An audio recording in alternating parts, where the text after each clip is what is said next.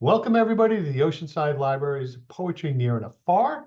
We're happy to welcome two of our regular attendees here to read, Sal Roseo and Mark States. And so without any further ado, I bring you Sal Roseo.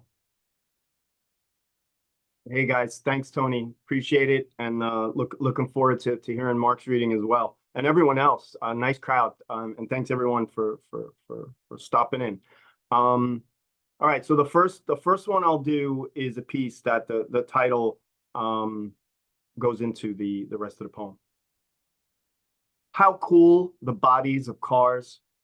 Watching my younger cousins smear dog shit on car door handles with sticks, leaving laughter along the curb, prepubescent mischief and boredom brimming from out a funeral day dress. My disappointment exacerbated by our grandfather's casket not yet closed just down the street, and by the crisp of October creeping south of Brooklyn. Remembering how touching the cold, hard skin of the body felt disingenuous and wanting to feel sadder than I did.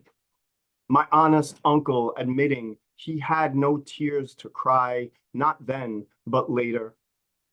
Too young, remembering sitting on his lap, sipping homemade wine, his brush-wide fingers tapping glass, the warm jug opaque with blood transfusion from longshore days contended on icy docks. His wool-capped cameo a flash behind the line, behind a snarling-fisted Brando seen on the waterfront. Facing my unrecognized godparents for the second of 3 times, my father's hand on my shoulder in nudged introduction. The floral framed backdrop of repose, now classic and faded, as still as afterlife. Happy he got the Buick afterwards, 5 years new, all 78 and maroon and red. The gloss of its two-tone paint, reflective and prompting adjacency. The touch of its cool, hard steel, as genuine as late autumn, chilling the deep, dark ground, reminding the body it's cold. All right, thank you. Let's see. All right, so this second piece was actually just, I wrote this a couple of years ago, I guess during the summer of the pandemic, when my son and his girlfriend were taking their time and feeding the homeless, and I didn't want to write a poem bragging about my son feeding the homeless, so I just wrote about the topic. And this was just published in Soup Can magazine. It's called Closer to God. Hope climbs, runs out of rope, defers to prayer. Sympathy, already know it, though only empathy speak it, and mostly do nothing of it. Food, not bombs, banked and deployed at the employ of engineered diplomacy. Morality drinks from a drying well, and trigger engines aim for moral distinction while gorging on smuggled deficits. Human inventions for segregated consequence, transmissible, subordinate, and per usual suspect. All the faces of the faceless construed as harvest. Homelessness exacts, eats crucifix nails for breakfast, bowels with distraction. Unforgiving adheres to abstracted souls, assuages eyeless hunger when it's erupting from the mouth, pulls teeth, drowns the recurrent wails of children with resurrected disruptions as its pitting uncertainty. Pity look them in the eye, say, you would do the same for me. Unrelenting, sleeps on the streets, next to nothing, knows merciless, recognizes unclean, next to loneliness. Every one of them discerns it from a statue when they walk in the park. There, where a park bench sits, closer to God than any pew. Thank you, guys. All right, so this piece, this was also just published in Rhyme and Punishment. It's a comedic verse anthology of comedic verse. So hopefully you guys get a kick out of this. A little poking fun at self, and some might recognize this. It's called Fixated. Fixated on the flecks of skin, flakes, and beard dandruff adorning your sweater, I am overwhelmed by an obsessive compulsion to brush it off. Asphyxiated, I dare not flex to fulfill the need, so I resist the urge to brush it off your chest and shoulders, as that would be embarrassing for you and unhygienic for me, especially from across this conference table. And anyway, it would get all over the floor, a gravitating drift in a widespread snowy swath, settling to incubate into the shag pile. Even if someone were to vacuum, they would never get every ounce of crumb residue with its microbe explorers, abandoning their hitched rides, expanding their province into crevice territories beyond the reach of suction. A stifling giant, unaware of what things land themselves on personal appearance right under its chin.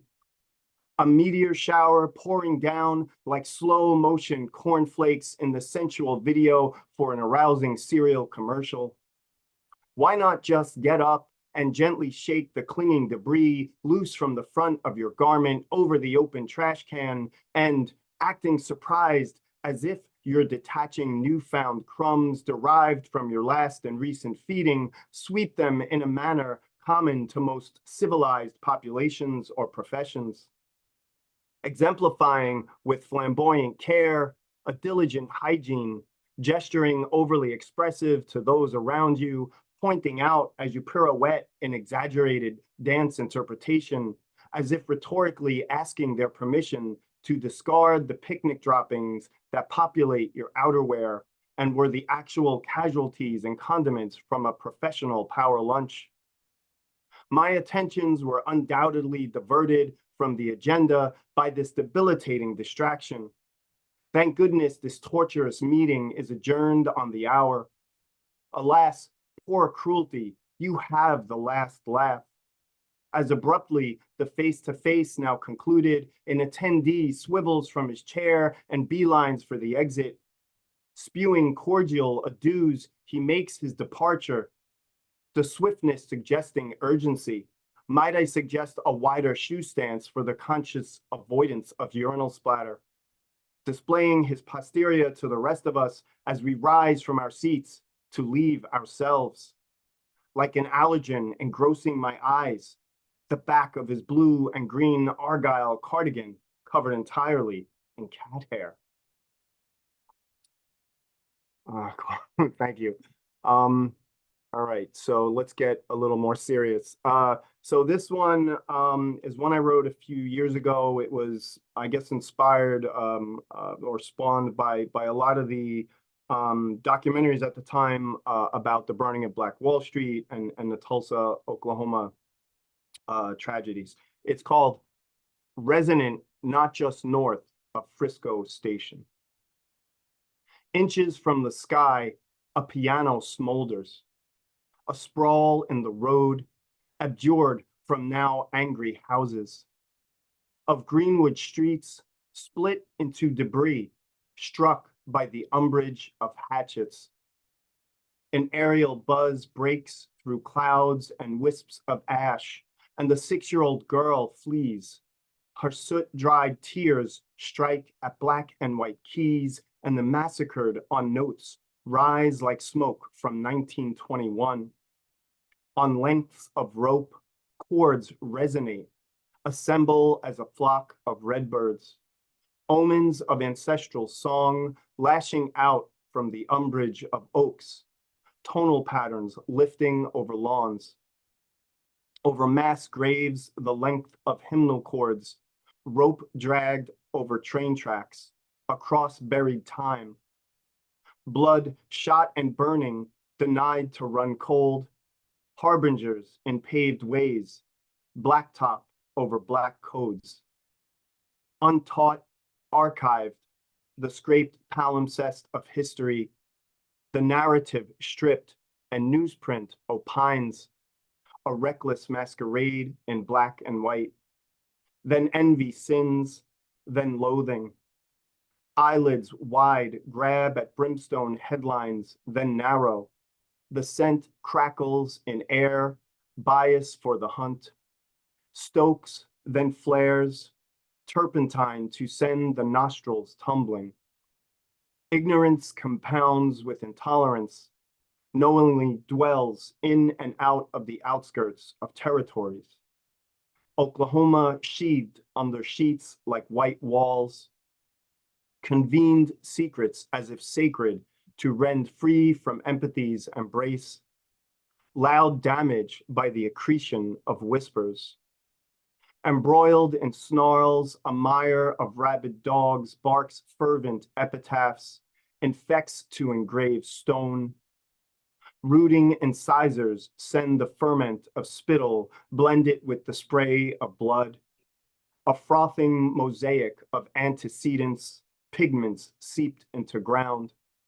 Blurs of cocktail bombs in lobbing vectors, and the smell of kerosene burning sharpens the flame, stings the eyes, stains the lungs.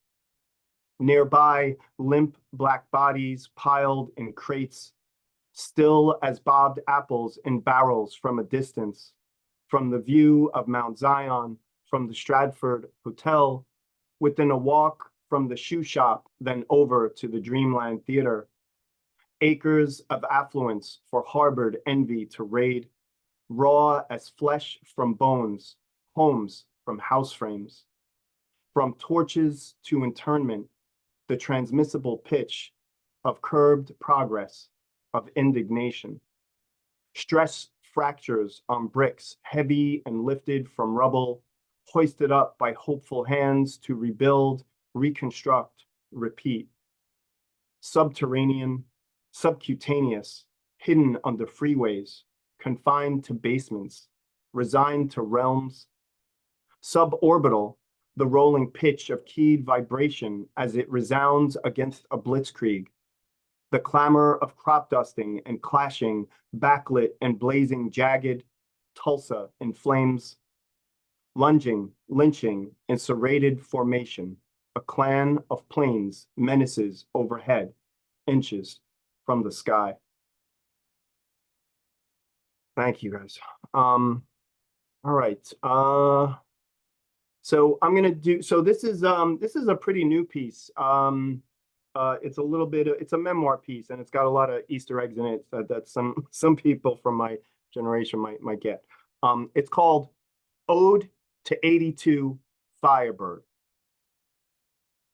When you pulled up ponytailed in that red Pontiac, COC blaring over SOU, the wink in the stuck headlamp coaxing me out into daylight to hitch a ride, we drove back to your house to hang because you had chores to do. Contributing only conversation, I watched while you cleaned the oven in sleeve-cut sweatshirt and denim-cut shorts, your mom dishing out directions on what you've always done. While that 9-year-old pony saddled in the driveway, leaking oil like a sieve, ride the lightning road metallic into your bedroom like FM static over pirate radio.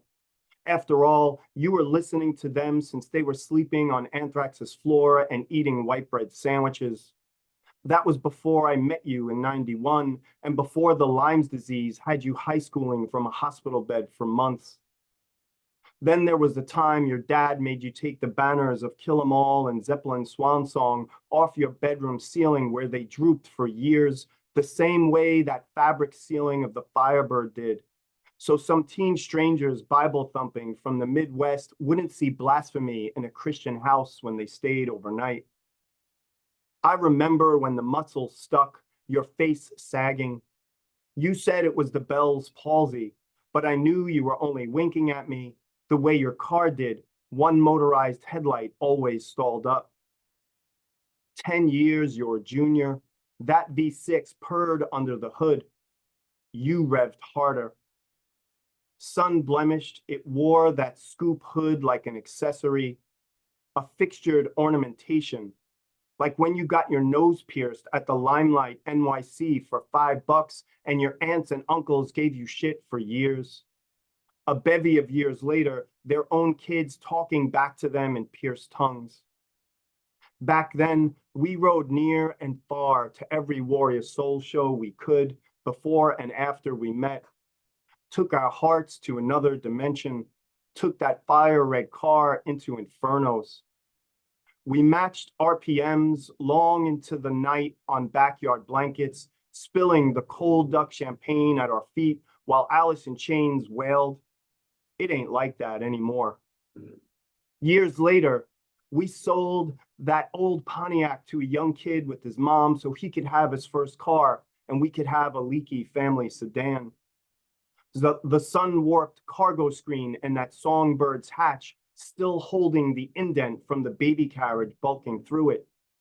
The weight of it giving rear traction for front-wheel drive on tarmac lanes, though it never could handle NJ Turnpike laden with snow. When once, like a whispering siren from a fiery night, you came to wake me, cleavage like a furrow hovering over your red Swiss Miss blouse and even redder lips rousing, black hot pants over black fishnets with blacker platform shoes, my head spinning like tires on asphalt. Your neon passion haloing and me rubbing my eyes as if polishing a dream.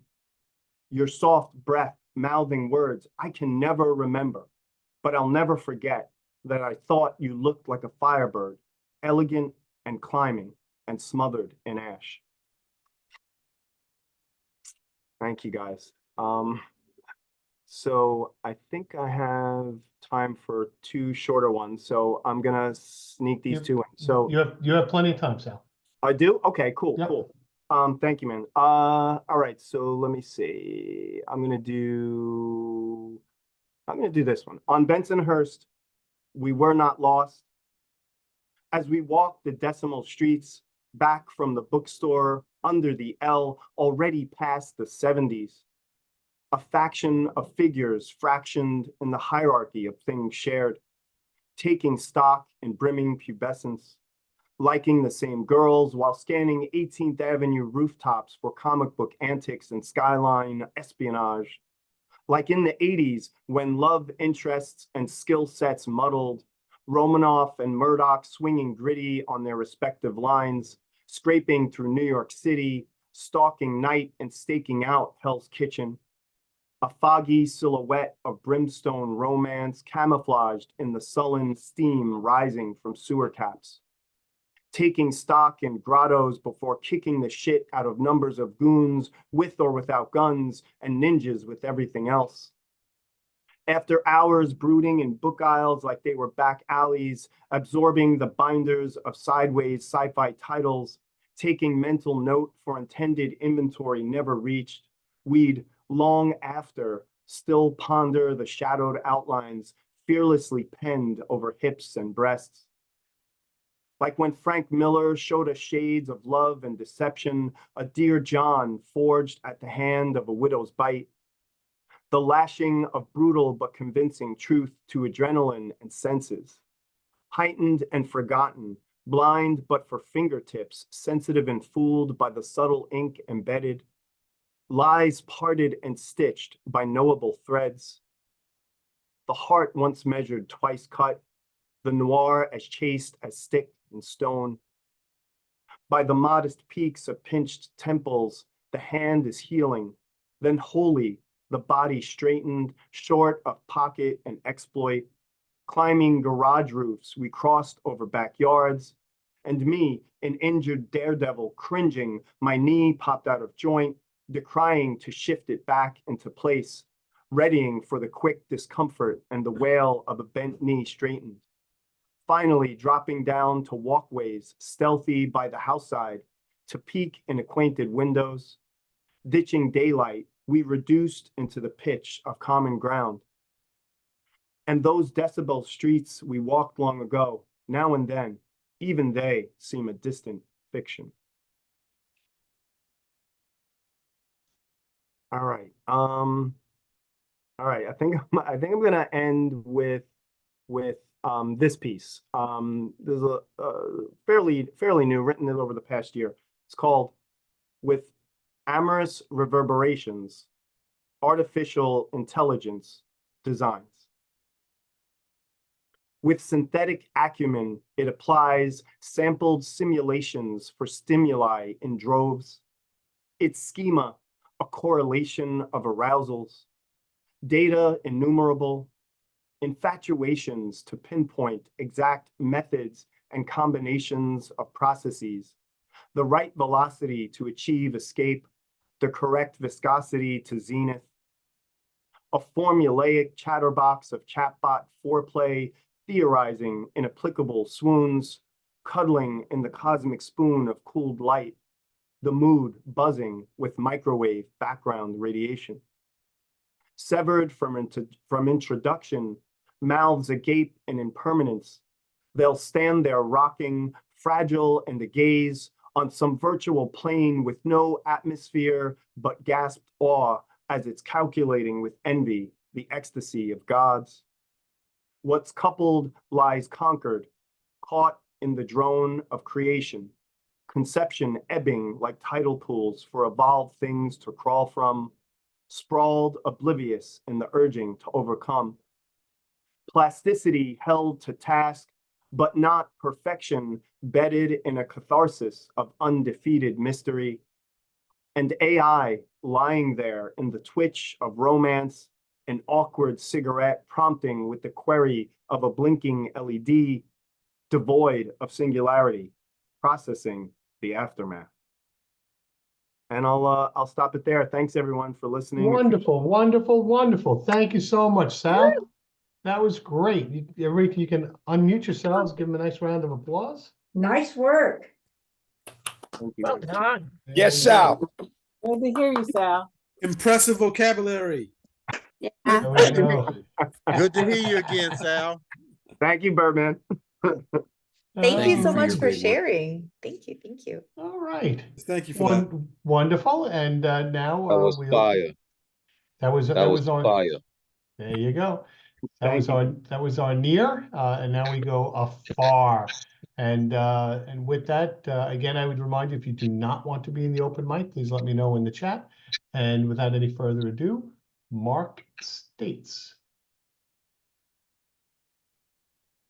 Oh, thank you so much, Rick. And thanks also to the Oceanside Library and to all you good people that make poetry near and afar such a wonderful, wonderful place to visit. I am delighted to be here.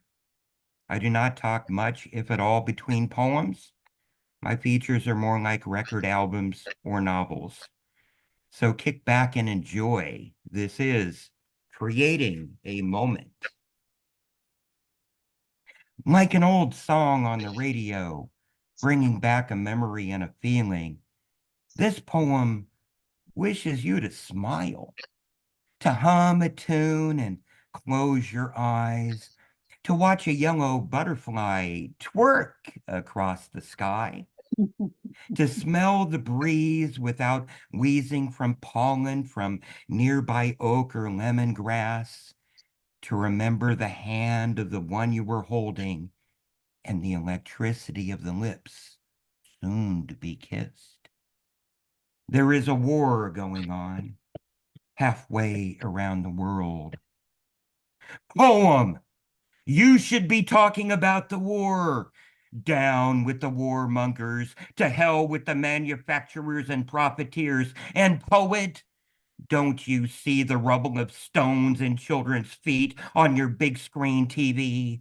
Your right hand should be in the open air in a fist to protest, your left thumb tweeting freedom for the people. The old song remembers there was a war back in its day too, halfway around the world, but on everybody's mind, and still the record spins around with its sound of cheer, asking you to take its hand and dance, to gently rub a finger up and down its spine, to look into its transported and transfixed eyes, and tell it that the world and time itself freezes in its presence. The song wants you to blush as you beg just one more minute, just one more shake of the hips and the tingling sensation that could be love, or is it liberation? Old song, new poem. Both believe in creating a moment of peace in the middle of a world gone crazy. Soft sounds and Sundays mix, and I don't know why, except for this sleepy heart and water dripping from a faucet sky, a melody to wrap around and rest ahead, words to dream and feelings to relish. It seems the songs are welcomes to thank yous inwardly expressed. Soft sounds and Sundays mix. And I don't need to know the reasons why, just that they do. And Monday shall be a sunshine blue. He loved singing the blues. My baby left me. I think I want to die. My baby left me. I'ma just sit here and cry. Some strums on a guitar, some beating on some drums, bodies leaning back and forth, listening to the moans and groans. My baby left me. In this house, there's not a sound. If I leave this earth, am I going up or down? The guitar wailed and the bass twisted about as he kicked the gravel in his voice. He loved singing the blues. Not that he could sing, mind you. It was the only socially acceptable way he could scream and complain. In other words, to express his feelings.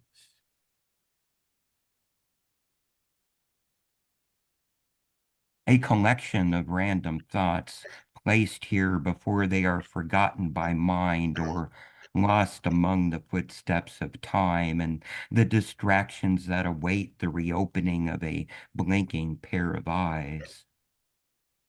As a corner is turned, so has a page. The vitamin pill jar sitting on the black ottoman next to last month's utility bills. Jar in hands, green cap is unscrewed, while TV talks to itself. And so I start to pay attention, to eavesdrop on its intimate secrets. A pair of hands, not my own, controls the remote. Channel is changed, the page is turned once again. A story is only as good as the amount of it you've heard. And for someone so full of himself, the narrative voice of this poem spends a lot of time in the kitchen feeding his hunger. Witnessed this date, greasy fingerprint, lower left corner.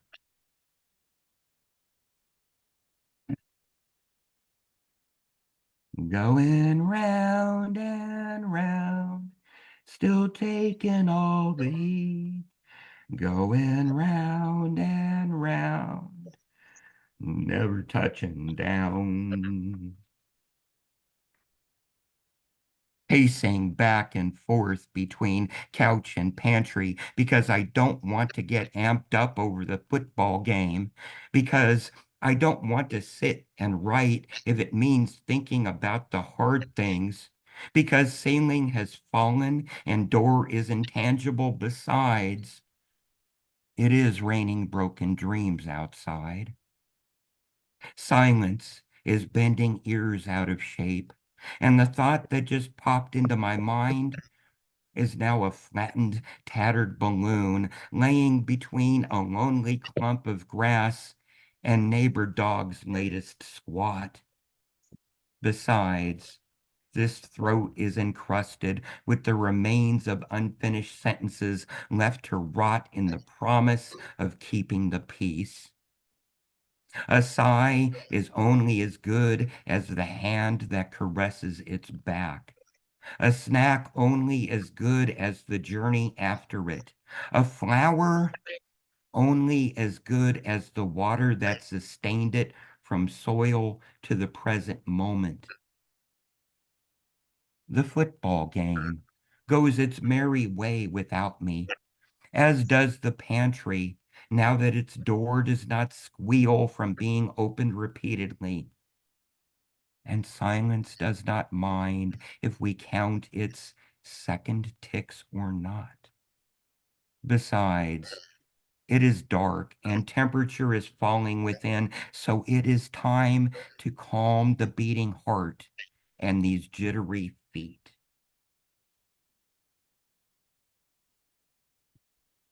Better to say,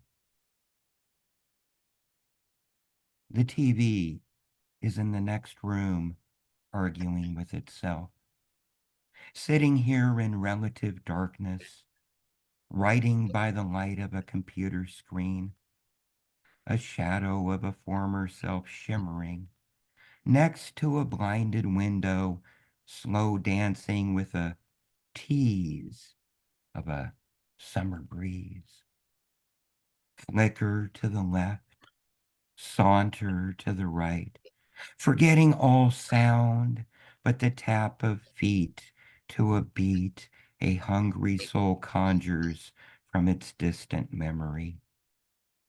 Stuck in time, like bug between window glass and window screen, buzzing away one's life without getting into a good frame of mind or getting out of a bad situation.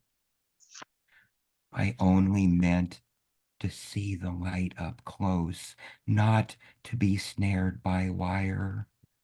So tired of shouting matches replacing conversations, of pounded keyboards replacing the feeling of a heartbeat in a handshake, tired of rights wronged, of sentences shouted from lung tops, cursing the creatures living below the level of one's own eyes. All signs point to no return. All latches are painted shut. The drama is as pointless as a pen without one. A shadow of a former self shimmers next to a blinded window. The window cannot look back at me in the dark, where I prefer to sit and believe that silence will have something better to say. The fading bloodline. In the circumcision of loneliness, I gaze upon the wind-dried reddened hand, its bruised and 100 sliver-cut knuckles resemble a prize fighter's who has been sparring with the punching bag again, gloves off. In the cold fiction of a warm and fuzzy winter holiday morning, I had shoved my hands into zippered pockets and deposited a meaty lint of yet-to-dos and shouldn't-oughtas. The heater grinds its teeth like a sleep-talking neighborhood gossip who just cannot let the story end or the feelings go until, like magic, the tranquilizer sets in once thermostat rises to 73. In the clutch of malfunctioning promises, the shadow dance momentarily obscures a mark on the wall where a cockroach met the heel of a left shoe laying around nearby. A partial eclipse of the fading bloodline, those scraps of myths and speculations glued together by hope and tossed to the wind of skeptical minds halfway through their second 40-ounce bottle of "No, it ain't." In the expansion of silence, two planets hurtle in different directions, as if one needs a telescope to see the last words someone spoke to them before becoming illegible in a band of cosmic dust. A heart beats itself at its own game and throws its cards on a folding table as a tantrum against the grower of roses and the 100 sliver cuts their thorns have gashed into those who think too much and care too little. I look once more at the wind-dried hand and shake a bottle of moisturizing lotion. I'm perturbed as a disturbed wasp nest, taking a middle seat in the melancholy of a red-eye flight, landing at a destination unknown.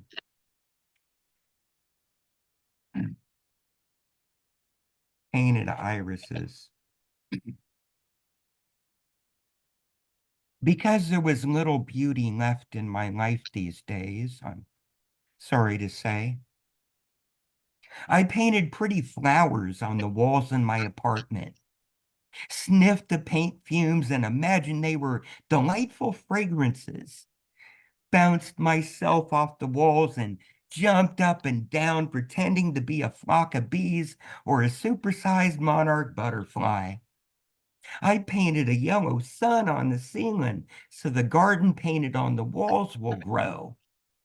I've taken a spray bottle and spritzed the floor here and there, even brought home from Home Depot, which I often wonder why it's not called Store Depot. But anyway, I brought home this bag of fertilizer, tossed handfuls around like rice at a wedding, nutrient rich because, hey, we all need vitamins to grow, right?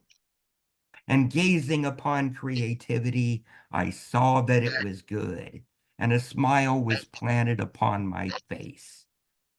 An announcement came from the landlord on high that he was approaching to inspect his property. Hallelujah, I shouted. Here's my chance to show him how much I've spruced up the place and turned around my life. The beauty will be dazzling, yeah. And the landlord smacks me across the forehead with a shovel. What have you done? Look at all this crap and graffiti destroying my property. Are you on drugs? But I used organic, all natural ingredients. And that's the story of how I was evicted from the garden apartments on Eden Way. Abandoned, forsaken, left to wander these inhospitable streets. I have a conviction for attempting to bring a little beauty to an ugly world. So, friends, if you paint your home a beautiful garden, don't forget to soak the welcome mat with pesticides. Woo! Sister Golden Smile wakes me up round the corner from my job. She jumps when she sees me come. Her emotional glow brightens my inside walls. Her hello is my high.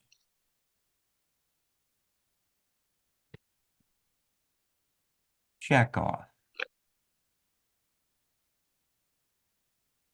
Big table abuts big desk, creating an L-shaped barrier in an even bigger one-person office in a hallway full of such offices. 8 piles of paper on table, stacked neatly in 2 rows of 4. Check off numbers in bank statements and check off numbers in daily deposit report printouts as they are determined to match. It's bank reconciliations week for my job. 40 hours of checking off at a certain rhythm, a certain pace, a certain focus of mind over anything else that matters in life. Check this, check that, check the credit card receipts because something does not match. precious little adorns this office, except a puppy calendar thumbtacked to the wall above light switch next to door. They are big on efficiency here. If one stays focused on their tasks, there is no need to know what year it is. Office window which does not open are covered by thick and durable slatted blinds which seemingly have no mechanism to open them either. So if you want to observe any ruckus going on outside or see if it is snowing yet, you have to grab one slat in each hand, yank them apart, then stick your head through as if peeping Tom unmasked. The blinds are basic white, a hospital cloak white. And I just bought this 6-pack of crew socks from Walmart white. The blinds contrast well with the eggshell white guest chair in front of them, a plastic chair with a concave depression. Like a grumpy old alcoholic, guest chair has not seen a piece of ass for years. And why would it? Nobody drops by to share office gossip or to visit.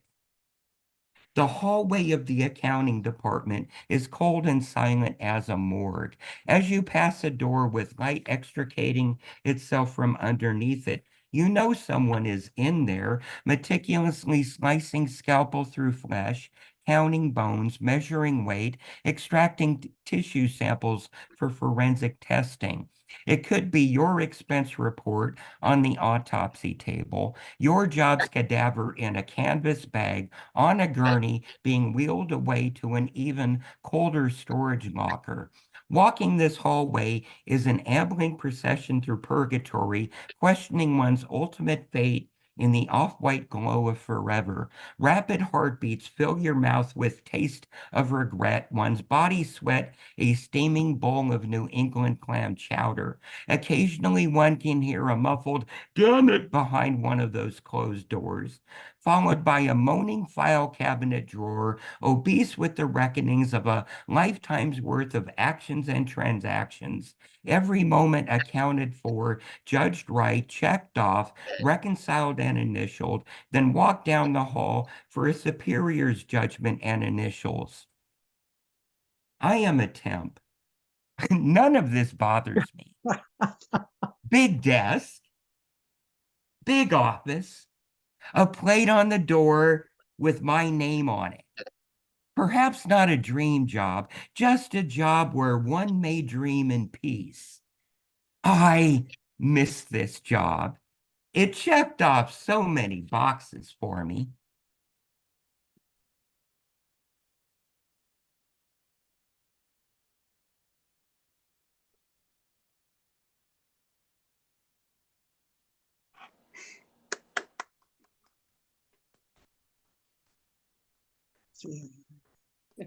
Thank you very much. Thank you. Wow, All right, let's hear it from Mark. what a set. Awesome. What a great performance, Mark. That was so good. Yes. I love the movie Right. credits. What a great night. Thank you so much. Thank Terrific, you. That was a Mark. great Thank job, Mark. I'm Yes. not Thank- surprised at how good you did tonight. Thank you, Yes. Rich. That was awesome. That was Thank, very thank good. you. All right. Thank you, Two- everyone. Thank Two- you, Mark. Yeah, absolutely wonderful. Two great features. Way to go. All right, so we're gonna start. Thank We're you. gonna start our open mic, and we'll kind of rip right through this. And we got a lot of people here tonight. Today we have 32 people on, which is great. A couple have said that they do not want to participate, but we'll get to them. So the way this works is I will call out somebody and tell somebody else that they're on deck. All right, so we're gonna start with Karen Gonzalez and Dale Jensen. You're on deck. Wow, what a lovely open mic. Great features. And Mark, you're set. Oh my God, you're set. That's all I have to say. Oh my God, you're set. One poem. Old school. The boom of your souped up coupe shook my cedar shingle cottage. A pine art piece fell over, breaking a vintage portrait frame into pieces. My grandmother had that photo taken before losing any more of her family and herself to COVID. Viruses like that tear through the body the way you just tore down the street. Cutting my fingers, I picked glass shards out of the pitcher. My grandmother's hair now shorn by your recklessness. If she could have stepped out of the sepia tinted pose, she would have grabbed you by the ear like one of her own, made you scrub tire marks off the curb, barely rounded, and write at least 100 times. There are speed limits for a reason. Before telling you to get inside and wash your hands for supper. Whoa. Whoa, Thank you. thank you very much. Thank All you. right. That's great. Okay, so Chris, I'm sorry, Dale Jensen, you're on deck, and you're up, and Birdman, you're on deck. Okay, there are two of us here on the screen, Judy Wells and myself. Okay. Okay, anyway. The title of this keeps floating around, but for this week, it's For the Deniers Who Deny Even Their Own Existence. Here's to the brilliantly rich, a perfumed letter left for you by your own pollution. Here's to your mailbox, barely holding on to the edge of your world. Here are the rusty nails biting into its past, the long dead wood of you, its gray pride. Say goodbye to the ruin you've made of yourself. The world dies and you die too. Say goodbye to the Eden you've tramped into sludge. Your tree of knowledge long ago stomped away. Say goodbye to the deity you still think you are. It's not the forest that's closing in on you. It's the solid stink of your own burnout that's closer to you even than your own past. Enjoy the desolation of your own death. The fire of your future is more burned out than ashes. Go ahead. Stare at the dust of your own non-existence. Enjoy the sweet scent of this letter that you never anticipated receiving. Go where it tells you to go. Just don't take the rest of us with you. Okay. Thank you. Thank you very much. Powerful. All right, Birdman, you're up, and then we'll come back to Judy. Okay. Birdman. All right, we lost him. All right, then we'll come back to Judy, and then Carol Pappas, you're on deck. Am I here? There you are. Yeah. I got you. Okay. There we go. Hi, everybody. Mark recommended me to read in this series, so I'm going to be back next week. So, Good. or March 4th. So here's my offering, one poem. It's called Night at the Musée d'Orsay. If the curators knew I, a moth, was in the Van Gogh room in the Musée d'Orsay in Paris, they'd be shocked. But what do they expect? I love light, and I'm particularly attracted to a painting of stars, globs of light reflected in a river. I've sat on top of these yellow blobs and survived somehow, though I can feel the heat of these stars right through the paint. Light bulbs are cold by comparison, though I'm not singed by Van Gogh. Somehow I'm transformed and waves of ecstasy wander through my wings.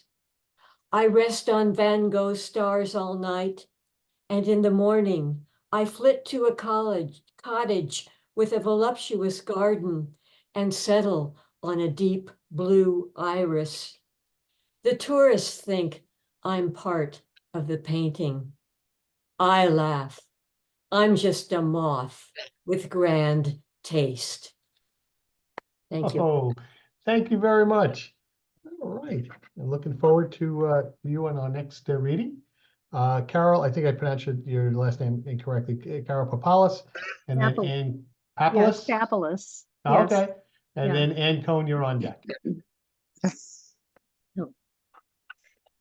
At 80, I am, oh, this is the title. I should tell you the title first. What God meant for me to do with my life. At 80, I am living as an angel, ministering to myself, to others whom I love, as a writer, pouring out what matters, as a traveler, meeting everyone from everywhere, as a student, discovering hiding places inside me, as a human, throwing seeds wherever I am led. When I die, my womb will split open. Memory will pour out and infuse the earth. I will not forget, nor be forgotten. For all souls live between light and dark.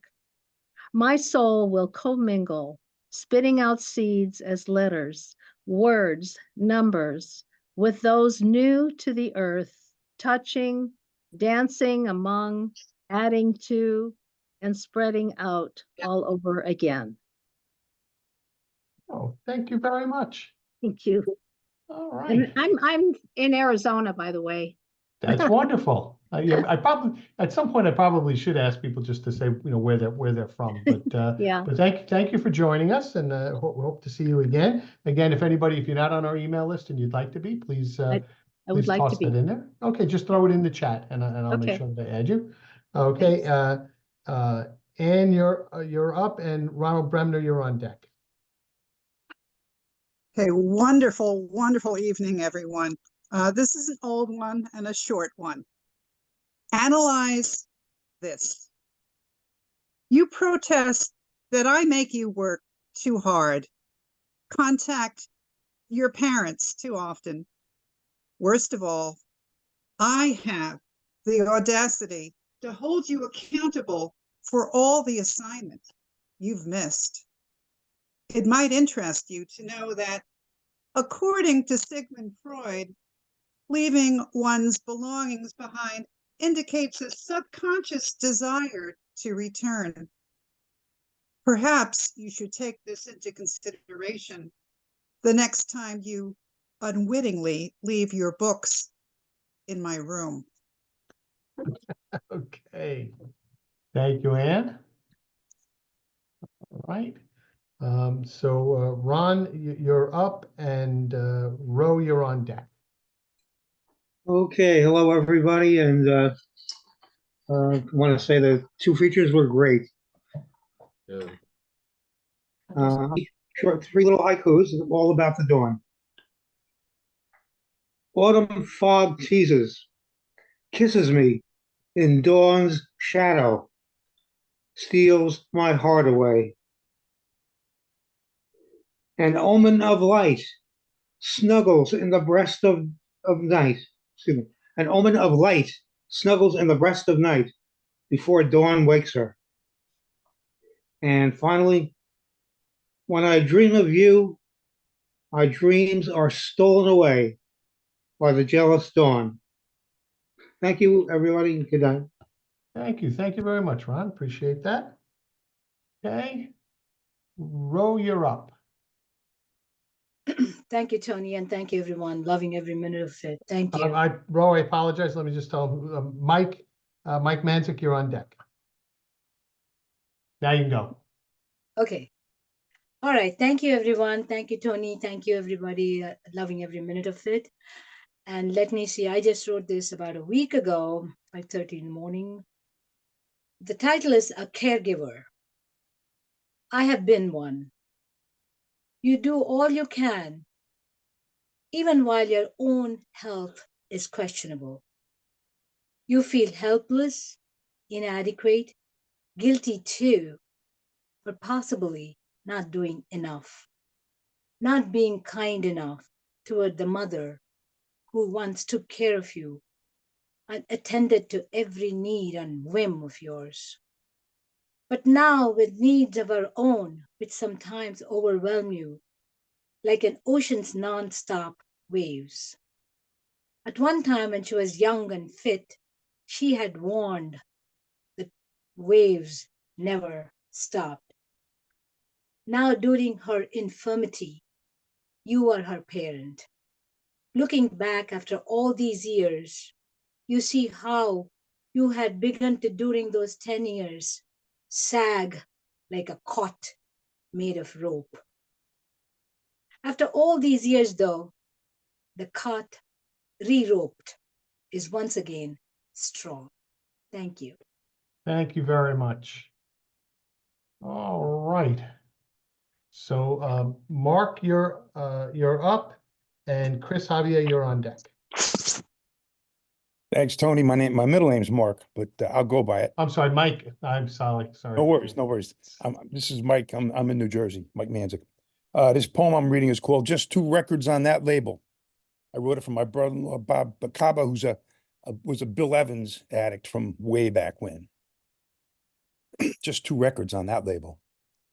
The will to be non-creative, the desire to schlep off all cultural paraphernalia as specimens that it is. Who cares if the polyrhythmic transmutation of the oral fabric happens precisely within the exact same bars of each successive mode? The Daily News don't even review the release. Good thing the last track of Archie Shepp's album is called Looking for Love. All right. So hearing what you hear is not what they play. You still hear it, don't you? Thanks. Thank you very much. And welcome. Appreciate you coming down. Okay, Chris, you're up, and I'm sorry, yeah, Chris, you're up, and Julian, you're on deck. Yes, thank you. Thank you for the opportunity. Here I go.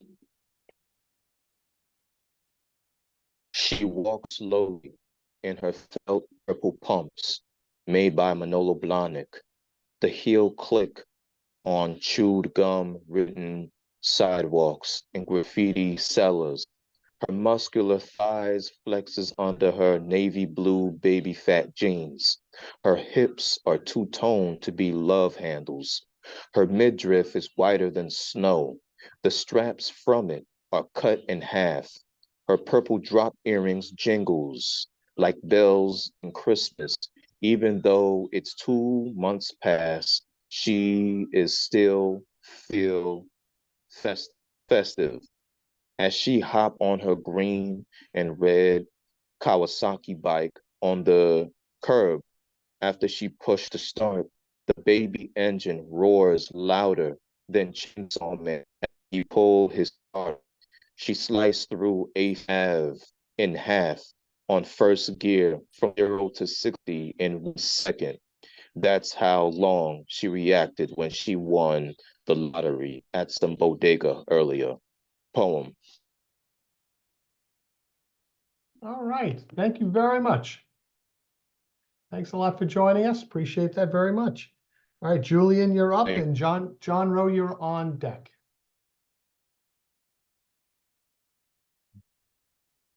There we go. Found you. Hi. The plumber. The drip kept me awake all night.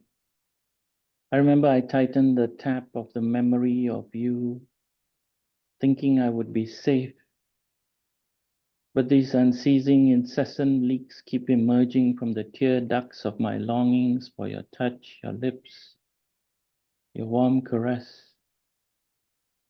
These are the terms of endearment that we didn't read in the fine print, or the vow we firmly said, I do too, until death do us part.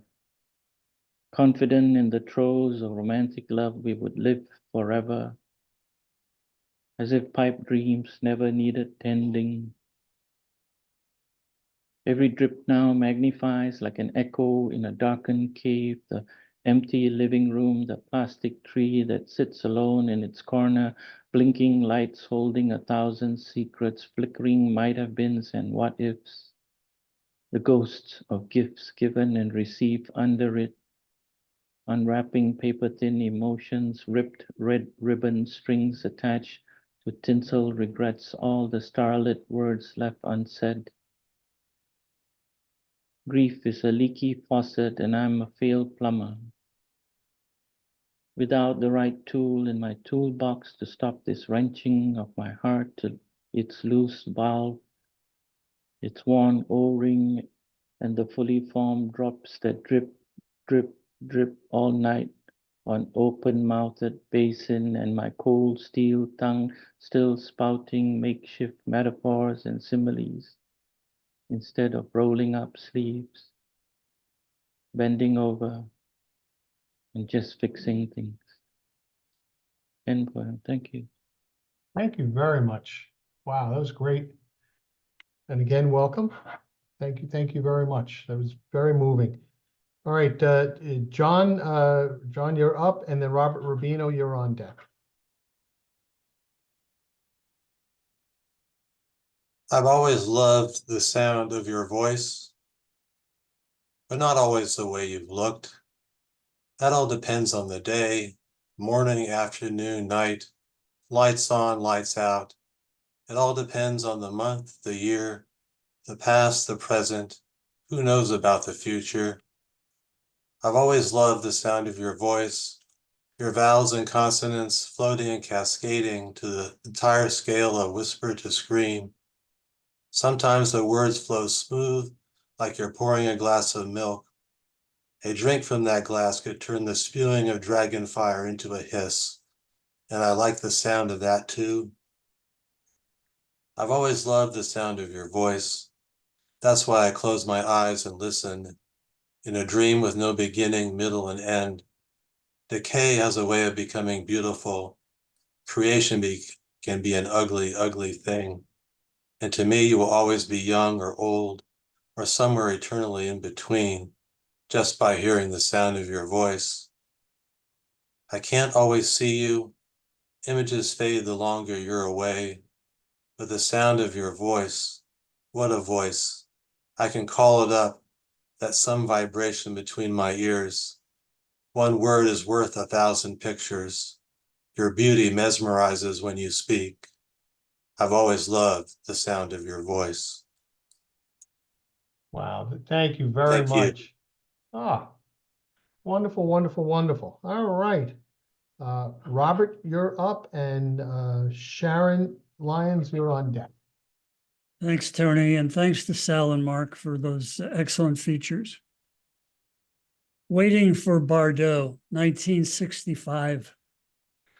We're a couple of teenage dropouts standing in a Manhattan crowd, shivering in December's late afternoon chill, waiting for a glimpse of Brigitte Bardot, who's expected to appear across the street to promote the premiere of Viva Maria, her new movie.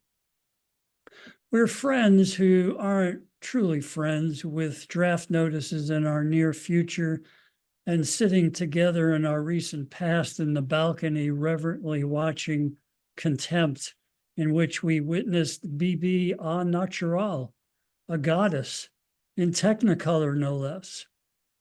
Our nude scene, but a moment, no more. And if she shows up today, she won't be naked. And we've heard she's not naked in her new film either, in which her and Jean Moreau's striptease reveals nothing. Still, we stand in a crowd in the cold, waiting for Bardot. Thanks for listening. Thank you so much, Robert. Once again, thank you. Always great to have you here.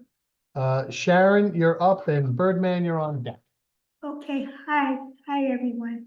Thank you. It's nice. Thanks for inviting me. Oh, The thank name you for of the coming. name of this is called Memory Garden. My garden is vibrant and bright throughout all the seasons. It contains memories of times long ago, perfectly preserved, waiting for my wondering.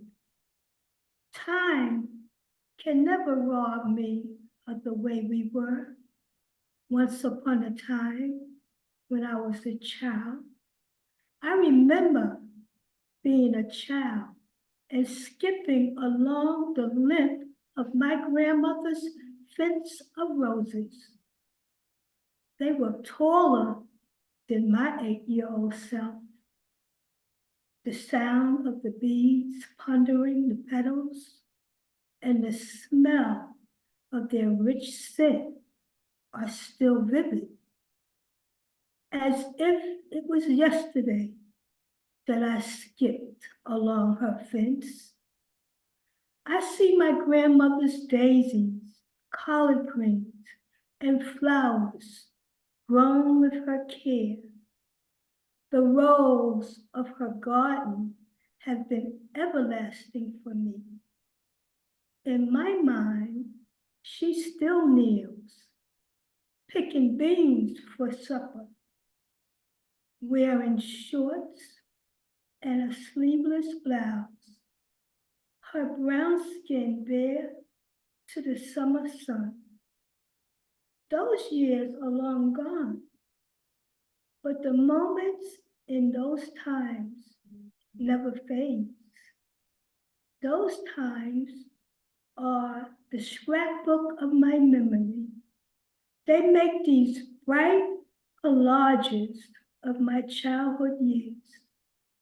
Memories of the yesteryears stay alive with me. They are the reason my heart is cheerful and continues to beat. Oh, thank you. Thank you. Thank you so much, Sharon. Thank you very much. That was wonderful. Thank you. Yay.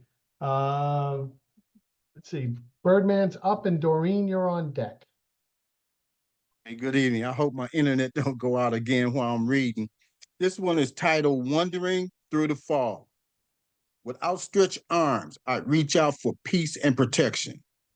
I wander through a misty fog in the early morning. The walk is refreshing because the air is cold. The rising fog dances on the ocean waves rolling by. The fog moves in from over the ocean towards the mountains as the night cold clouds disappear. There is so much beauty in the gray mist of the clouds. Some people feel sadness in the mist, while others experience inner peace. The fog blends in with the rocks, sky, ocean, and wet beach sand. I can feel the sun brush upon my skin as the fog begins to lift, melting into a misty vapor absorbed by the clouds. Walking in silence makes everything seem more relaxing, like dancing with the wind and laughing in the rain, makes one feel wonderfully free without worries. This peace leaves a softness in your soul, having no boundaries dissolve any confusion you may have. These feelings of serenity are liberating, creating much needed love, hope, and joy. Take a chance and wander through the fog, dance with the wind, and laugh in the rain and see what happens. Thank you. Thank you. Dance with the wind. That's great. Thank you so much. All right.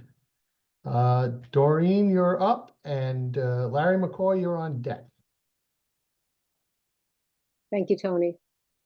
There you are. I just want to say this to Salvatore and Mark. To feel heartbroken and soothed at the same time is what I have to say to both of you. You left me breathless. And the open mic has been wonderful.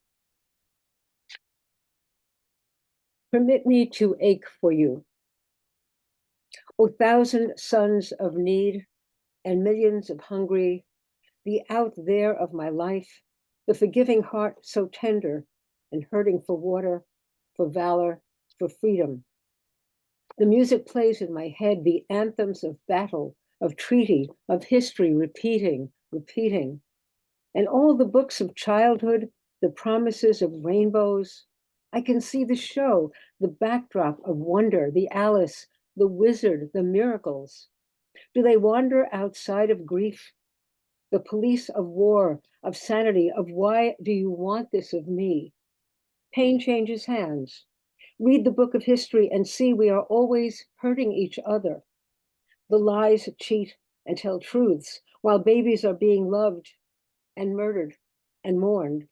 The sea is filled with an ache for peace. Poor sun, thinking it is rising over a happy universe. Poor God, dreaming of perfection. Let's build a smokestack of hope. Watch embers sail skyward, messages, lists of need. On our knees or standing tall, for something's sake, let us get together and make a peace that lasts, a love that aids all, an end to hate. For something's sake, let's do it now. Thank you. Wonderful, Doreen. Thank you so much. All right. Okay, Larry McCoy, you're up, and Emily Sue, you're on deck. More than a week ago, my wife Irene and I drove to Rego Park to find the place where she was going to have a medical appointment in a few days. I had looked up directions before we left home, but I also activated Waze on my phone as a backup. On the drive home, Waze was still on and still chatting.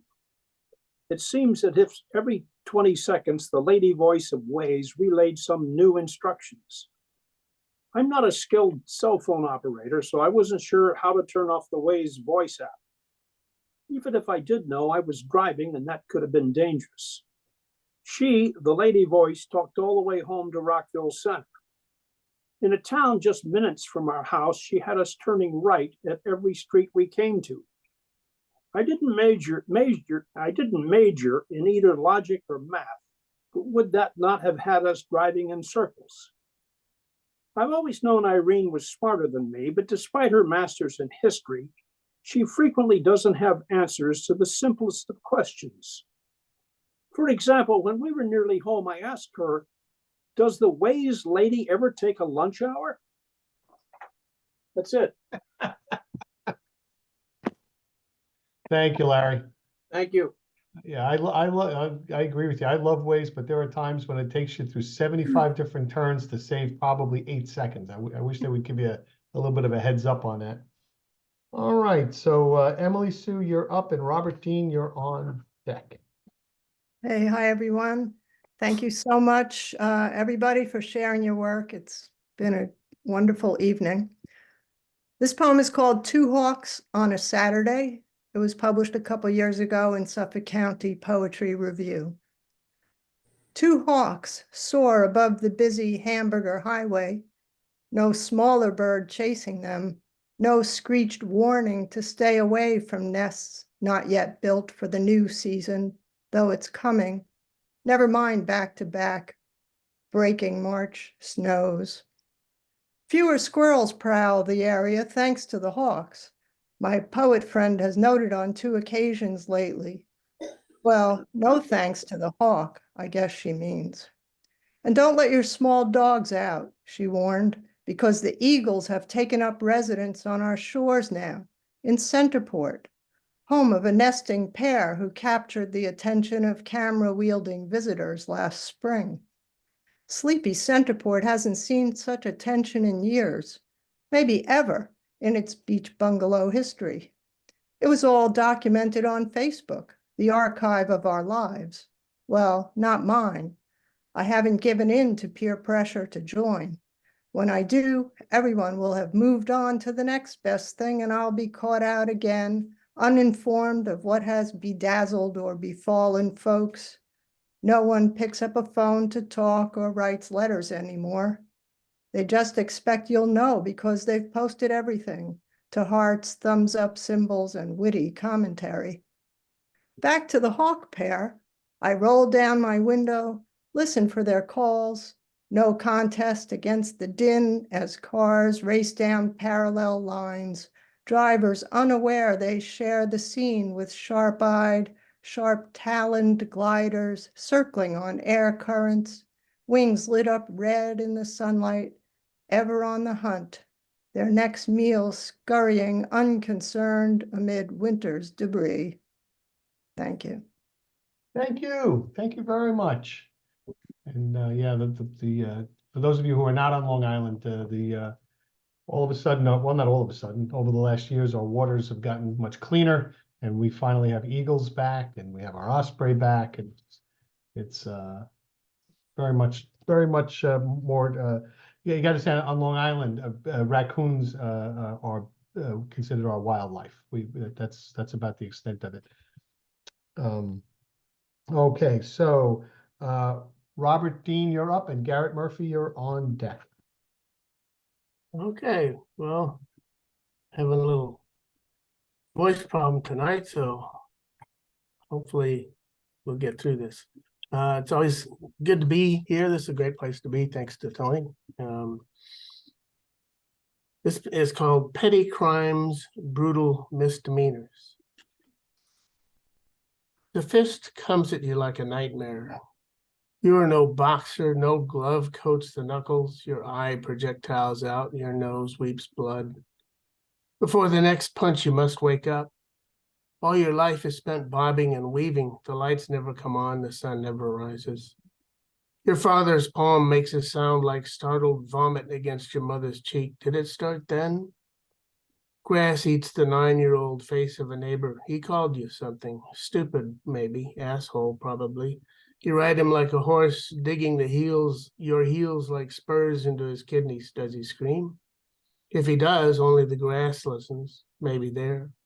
Or when Mrs. Busby rubs your chubby nose into the steaming pile of shit you're left on the hardwood, and you bawl and howl and show non-existent bruises when Mom comes home, and Mrs. Busby ceases to be a babysitter. 3, 4 years old, dead early. And how many lessons, how many forgotten lesions before that? How much of your apprenticeship has escaped the putty of your gray matter? So when you were 60 and call her that bitch, call him that bastard, how much of a crime is it? What punishment do you deserve, and are you capable of inflicting it? Can you grasp the rod, the switch, the paddle, throw yourself at the shit, the grass, the fist? Step into the ring with you, the brawler, bob and weave, launch that first bare-knuckled punch, send yourself knees buckling into darkness, bell ringing, chin thudding the mat. Thank you. Thank you. Thank you very much, Robert. Okay, so Garrett, you're up, and Marvin, you're on deck. Okay, this piece is called Check, Please Don't. Okay, your state ID. Check. Your driver's license. Check. Photo ID. Check. Vehicle registration. Check. Birth certificate. Check. Passport. Check. Marriage certificate. Check. Doctor's verification. Check. Power of attorney. Check. High school diploma. Check. Middle school diploma. Check. Elementary school diploma. Check. Proof of residential living for the last 20 years. Check. Military honorable discharge. Check. Proof of mental competency. Check. All this stuff just to obtain a gun? Gun? What gun? This is the voter registration line. The gun owner's registration is the fast express lane. The one with fast tracking processing. No waiting there, not ever. All right, thank you very much. It's a wonderful night. Okay, Marvin, you're up, and Karen Scott, you're on deck. This short poem, O-O-H, I presented to my wife on Valentine's Day. The word hymn, H-Y-M-N, of course, is the song and not the pronoun. Oh, soul beat, crescendo embracing, soothing him, soothing me, honey cadence, lift me, oh, to tunes of pipes, through sun's deliciousness, beyond sky, through ocean swelling with swell of you, beyond grass breathing with breath of you, lift me, oh, into the heart of you, to die, live again in your everything. Thank you, Marvin. Wonderful. Really wonderful. Thank you. Okay, so Karen, you're up, and Keith, you're on deck. Okay, I'm glad to be here. I had to come and hear Sal and your feature and Mark's feature were wonderful. This one is a first line poem. Bookworm or book dragon? My friend Dave asked in a chat. I fire back, how long have you known me? I am both. A voracious, compulsive reader who also hoards books. I'm the person that graciously accepts books from people who are downsizing so the books will have a home, like taking in abandoned pets. I go to secondhand stores to liberate books. I may not read them all in my lifetime, but I definitely hoard them.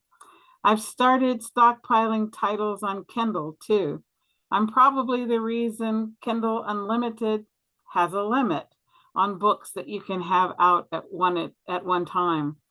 Beginners get 10. I can have 20. My TBR list is humongous. Psst, did you know there are stuff your Kindle days? Freebies.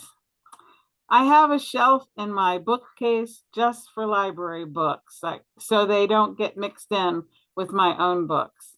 If I have the limit checked out on my card, I still have my daughter's card.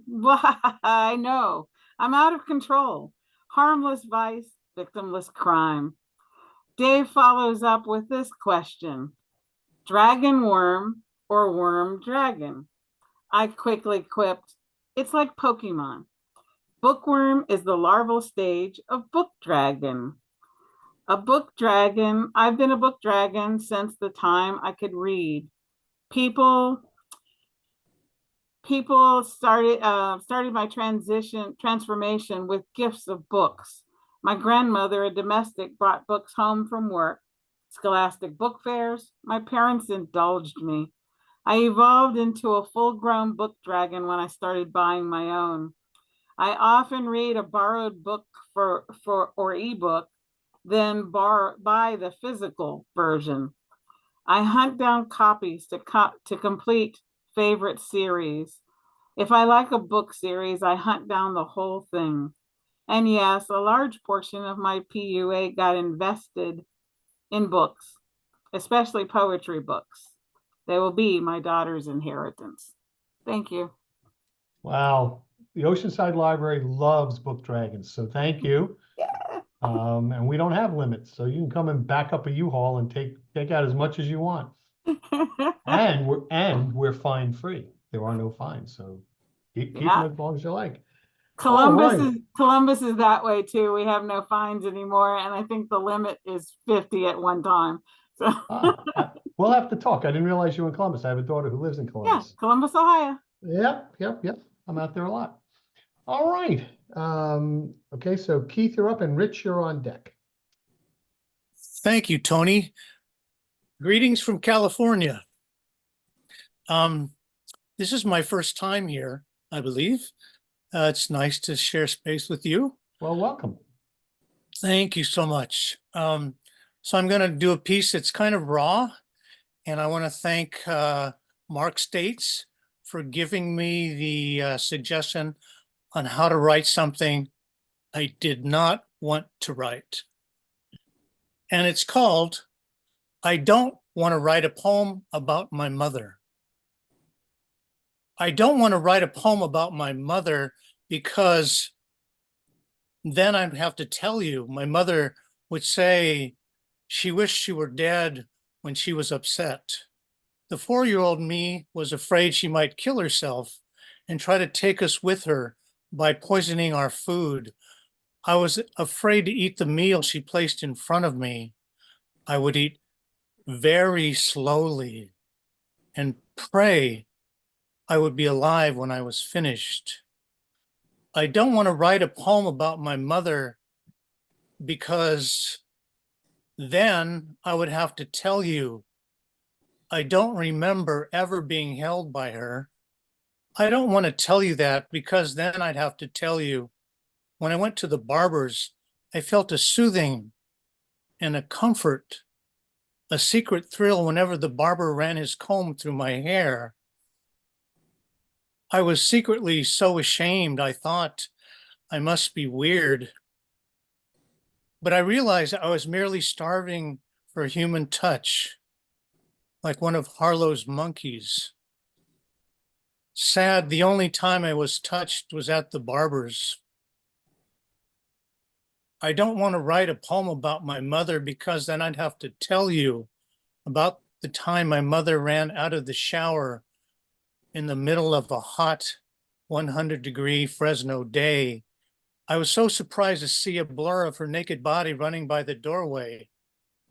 She looked at me and scolded me and said, "Shame on you for the crime of being in the wrong place."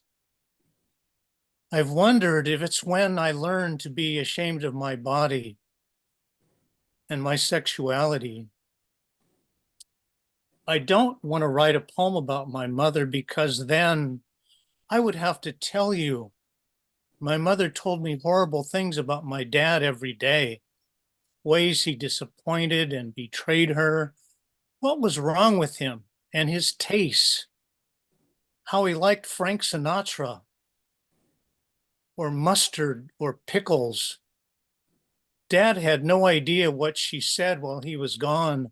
I never told him what she said about him or how I thought he was a bad guy for being so mean to her. I was in a secret alliance with her. I vowed never to let her down like my dad, and never like mustard, Frank Sinatra, or pickles. I don't want to write a poem about my mother because then I have to tell you that although we had a piano in our home for over 40 years, I never heard her play once. I wondered if she played it when the house was empty, when she was safe from imagined judgments. She was acutely self-conscious of being judged. Once she was asked to show her ID while we were buying groceries. With resignation, she showed her ID to the clerk, but the poor woman kept her thumb on the picture. I'll remember the clerk saying, "Ma'am, you have to take your thumb off the picture so I can see it." I think we both felt so ashamed in that moment. I've come to wonder if the piano keys felt abandoned and neglected, yearning to be touched like I was, as abandoned and neglected as my brothers and I felt.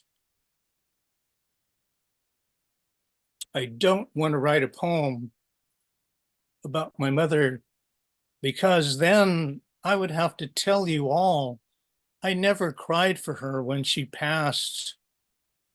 I used to fear I was a bad person.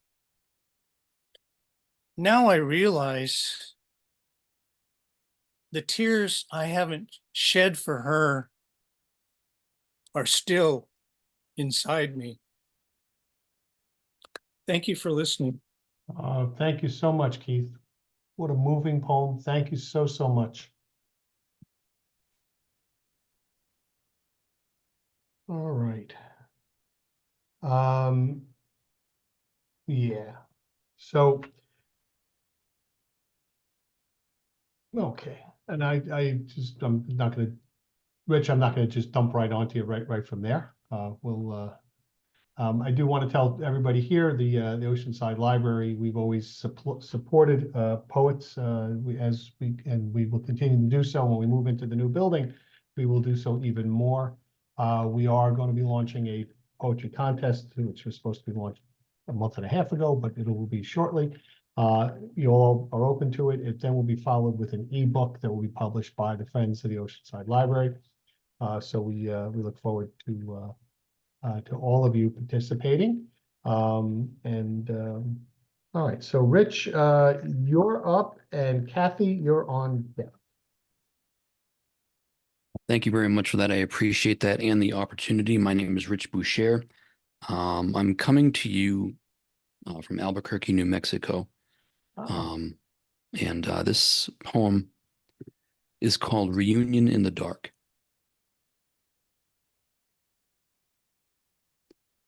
No one is saying anything now.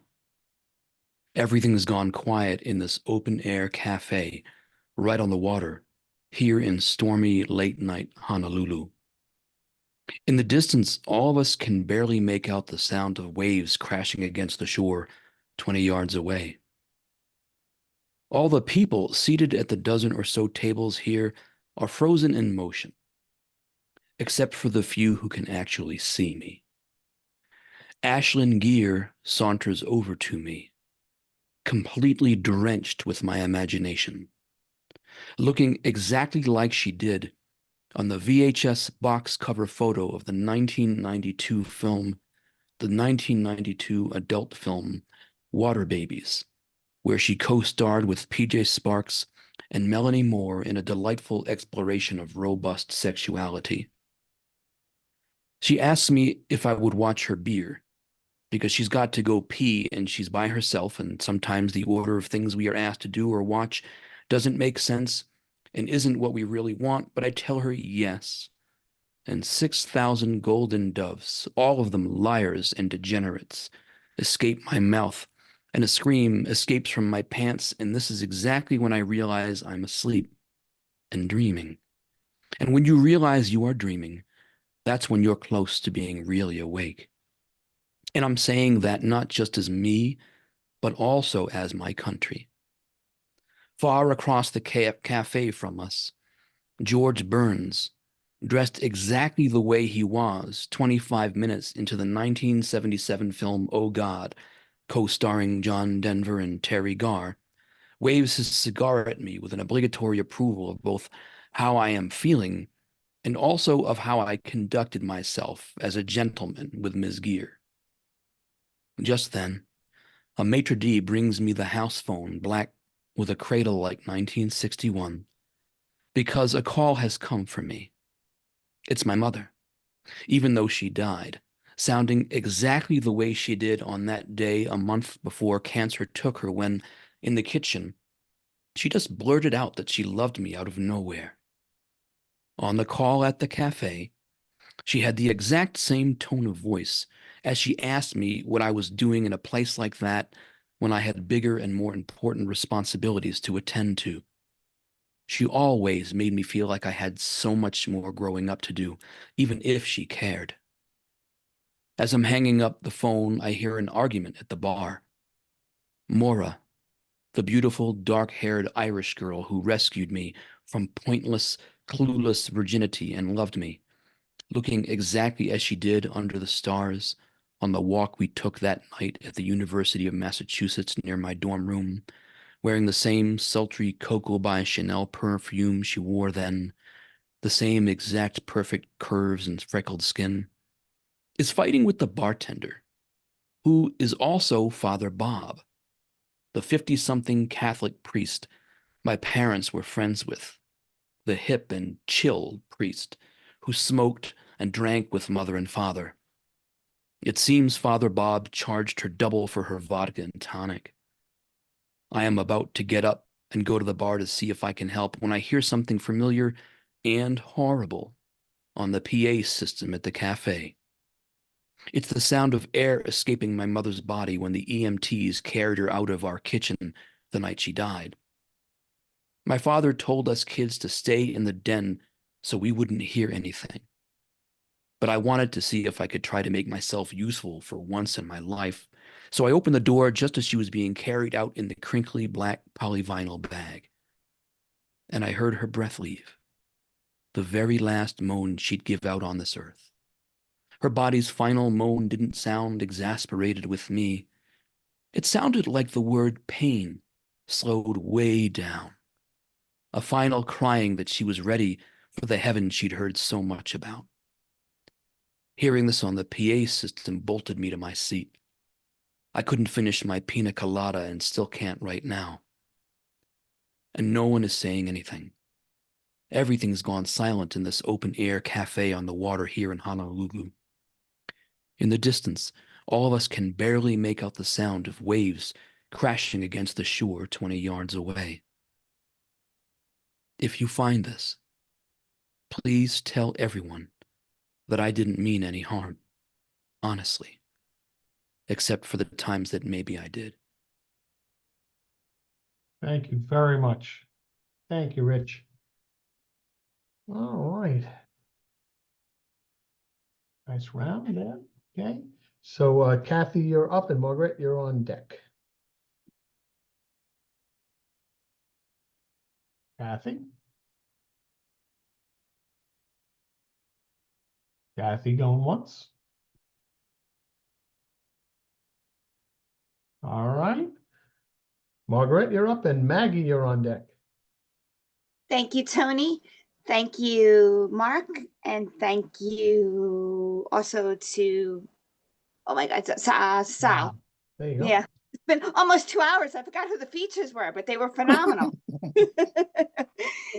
All right, this is a new poem. It's called I Remember. I remember wearing shorts outside on my early May birthday, the big wheel rides on my family home driveway. I remember putting my stuffed animals up in a tree, how imagination played alongside me. I remember bright 80s orange on the Volkswagen bus, wood paneling on the Volare station wagon, neither with any rust. I remember how everything felt safe from suburban front lawns inside my childhood space. Thank you. Thank you, Margaret. Thank you very much. All right. Maggie, you're up, and JR, you're on deck.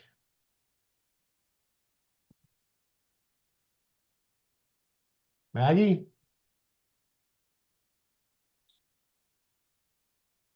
Going once, going twice. Okay. All right, Judy, it's all yours. Sold. Thank you, Mark. Thank you, Sal. Thank you, everybody at the Open. What an amazing thing. But mostly, thank you, Tony, because you're keeping us in poetry. It's really super.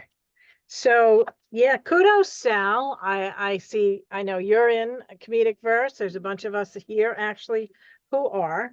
So I'm going to read my favorite love poem. Very Perry. A woman stopped me in the grocery store yesterday, which is not unusual as of late, and wanted to know what shade my hair is. In fact, it was the third time this week I was asked that question, which either comes before or after, I love your hair. I wish I could do that, but my boss, husband, girlfriend, mother, sister, grandfather, BFF won't let me. It sure looks good on you. Her preschool daughter pointed up at me and said 2 words I will cherish forever: mermaid hair. Our dialogue exchanges beneath masks that muffled words to morph into, what? Daring? Did she ask me that? Or is that from my pandemic file folder I flip open in my new bold and brazen brain? Creative? Yes, definitely. Have you always had hair this color? Periwinkle? Well, no, it's generally a natural shade if dye can be considered natural. Do you love it? Yes. Cartoon bubbles burst in animated emphasis, eyes wide, head nodding with elation. She cannot see my smile, but I know, she knows, I know. So, what color is it? I cannot answer the question without telling a story with hands speaking in dynamic circles. It started as vibrant orchid, then faded, so I added streaks of punky plum, but it turned to Pantone dewberry. Nice, but too pinky, so I painted in some stripes of neon purple. A few washes later, it turned sapphire. I lightened it to remove the blue, but some turned sea green, so I colored all of it lush lilac. The blue showed through with the pinkish hue, the greenish gone. Now I have bluey violety color hair that is exactly very Perry. So you can see, I can't say it's Pantone 17-3938, and no, you cannot buy it in the hair care aisle. Though having hair the 2022 color of the year is exciting. I just wonder what color it will be the next time I dye it. I know I'll embrace it. Maybe it'll be Pantone's 2023 color of the year. Thank you. Yeah. Excellent, excellent, excellent. All right. It's been a wonderful evening. I'm going to take the opportunity to read one, which I don't always do, but I'm going to do one tonight. I'm leaving. Life is like a bucket of popcorn. Before the feature starts, even before the trailers, you sit down in the movie theater, colossal bucket of buttery popcorn in your lap. You grab into the warm goodness by the handful, pieces spilling carelessly from your hand, some back in the bucket, some just wasted. You don't care. The bucket is endless, and you gobble by the mouthful. But as the bottom comes near you slow, handfuls morph to kernel by kernel, including the unpopped and the partially popped, and the squirrely ones you tossed aside at the start. Each piece commands attention, and you slow, you savor. You try to make each one last. Do you regret the wasted ones? So it is with life. Young, the days seem endless, and we blaze through, pushing for the next adventure without appreciating the ordinary. As the bucket gets low, we savor each day, especially the imperfect ones. All right, I want to thank everybody for coming out tonight. You guys were wonderful. I want to thank our features. You guys were tremendous. We really appreciate that. And for the open micers, and for those of you who are new, you may not appreciate how much I hate open mics normally, but I absolutely love tonight, and I seem to love this format. Maybe it's the walking, sauntering, slowly kind of making your way up to the mic that I hate the most. That could very well be. But you guys were all wonderful. Some very, very moving poems, some very funny poems. Just really appreciated it very much. So on behalf of the Oceanside Library, I thank you very much, and we welcome you again to come out to Poetry Near and Afar. Thank you, Tony. Tony, thank you. Thank you very much for the opportunity, Tony. It was good to hear you and everybody else. And in addition to that, of course, the wonderful features tonight.